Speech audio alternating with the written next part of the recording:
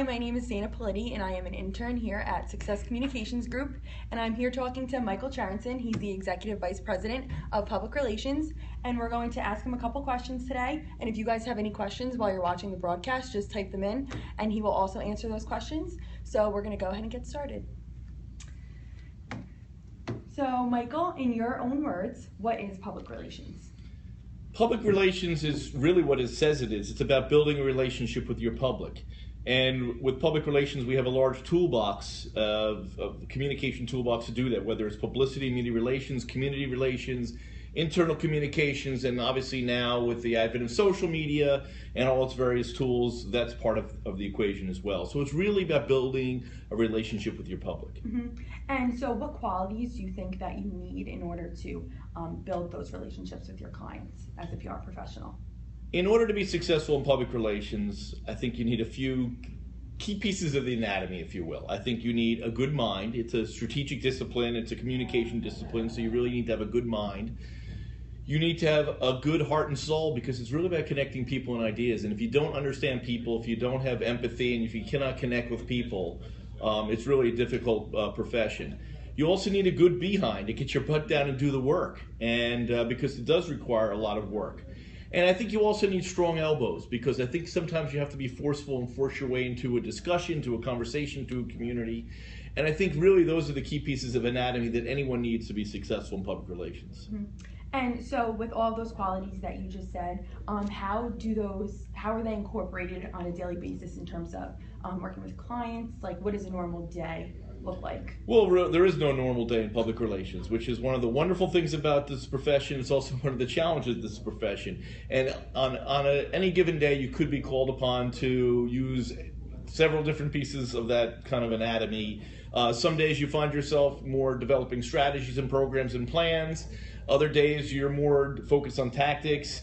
And some days you're dealing with a crisis or a situation that really requires you to understand people, and you wear a lot of hats in this profession, and that's the wonderful thing about it. But you know, either way, I think that it really requires people to have a variety of skills. Obviously, writing and communication skills are essential. You have to be a good writer. You have to be a good communicator. You have to enjoy building bridges and connecting with people and ideas.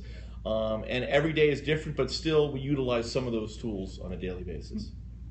So you said that you have to be able to wear a lot of hats and things like that. Do you have any tips for anybody who's looking to get into PR, things that they can do to improve on those skills and to help make that a little bit easier in terms of transitioning through different clients and things? Well, I think writing is essential. I think if you enjoy writing, in some ways it's become a lost art. I think with the texting and some of the other forms of communication, I think, you know, if you can say 140 characters, great, but you also need to build on those ideas. So I think writing, and whether you write for yourself, you go write for your school newspaper, a community newspaper, you know, some kind of something, or write a blog, write and fulfill your passions. I think that's key. And follow your interests. I think if you do what you love to do, you will be successful. And that's another thing that's wonderful about public relations is that in so many different industries, they need our skill sets. They need people to connect with that company, with that organization, and the people that are important to them. So if you love sports, there's opportunities there. If you love politics, opportunities there. Entertainment, fashion, whatever the case may be. So I think it's essential you learn to build up your communication skills.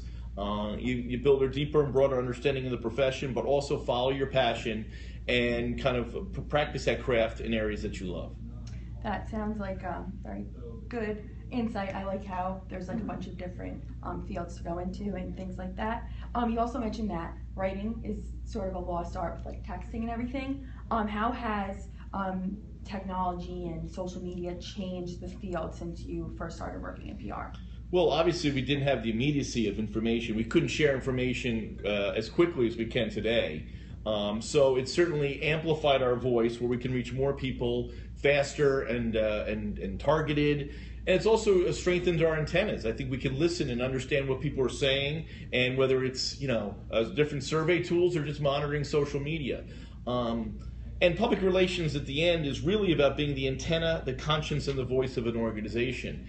And so if our voices have strengthened and our antennas have strengthened, One area that still remains important, and it's so unique about public relations, is being that corporate conscience, kind of being that kind of the good angel standing on the shoulder of the corporation and giving that advice. And I think now, with the immediacy of information, the speed and pace, that's even more important, because I think it takes that person to stop and think, hey, should we be doing this?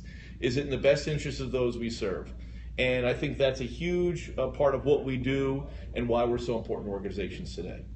Are there any particular social media platforms that you think are the most helpful in terms of public relations?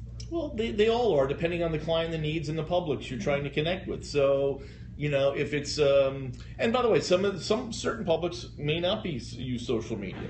I think more and more are, and obviously, you know, the majors like Facebook and Twitter are huge and important communication tools. As the video is now becoming more and more important as we're here, and here we are on Periscope. We're streaming this live, and talk about changes. I would have never imagined that when I started this profession 25 years ago, that we'd be able to stream live video on the web so seamlessly, really without any kind of hiccups or flaws. I hope without any hiccups or flaws.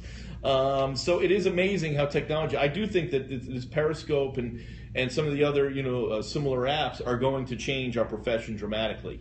And I think you're seeing it now. I think you're seeing it in the political world, where politicians are able to use this tool to just go directly to their audience. And you're seeing those athletes, and I think that's a huge step too, that we can now, and not that the media still doesn't play an important role, but now we can work in conjunction with the traditional media, going directly to the end user. And so that's a huge step forward for our profession. That's great. Thank you so much for taking the time and giving us all your wonderful advice. And does anybody else have any questions on the broadcast? So I think we're good. So thank you. Thank you.